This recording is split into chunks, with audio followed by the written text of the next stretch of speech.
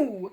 Hello, ladies and gentlemen. Today we are going to be learning about the bending of light due to a gravitational field. And I'm sure some of you have just gone complete blue screen of death on me. You're not into this, but I promise you it is really cool. So let's get started with a brief explanation. So, let's say we have a rocket, and it's traveling along at 9.8 meters per second squared, same as Earth's gravitational field. So, inside this rocket we've got Bob, and out here, as an outside observer, we have Janet.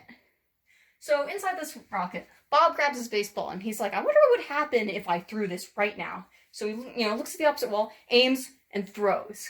And so he and Janet actually see two separate things because Janet's looking at this with her X-ray vision. So if we think about this, the rocket is moving up. So you say, here's the ball, right? And Bob's seeing this, and the rocket's moving up. And so, the ground comes closer and closer and closer. And so as a result, to Bob, it appears as though it is curving like it would in the gravitational field of Earth. However, to an outside observer, Janet, who's just looking at all this, she can see that while the rocket is moving up, the ball is moving in a straight line. So, how does this work? Why are they seeing, why are we seeing this? And what does it mean about the bending of light in a gravitational field? You're like, Billy, you've gone off your rocker. Why are you talking about this? Well, it's simple, actually. So, what we're going to need to talk about is, real quick, the equivalence of an accelerated frame and the gravitational field. Quick note, anything that happens in an accelerated frame of reference also happens in a static frame of reference with a gravitational field. That is the equivalence principle. Alright, so from what we just learned from the principle of equivalence, well, let's now apply that to the rocket. So, as we said, we're seeing two different paths. From an outside observer, a straight path.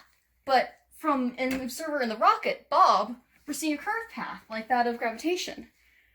Well, we can say that due to the principle of equivalence, this accelerated frame is the same as a static frame in a gravitational field. In this case, same as gravitational field of Earth. So, how does this apply to the bending of light? Well, it's simple. Instead of having baseballs being thrown around rockets, let's pretend that Bob lobs a couple of photons.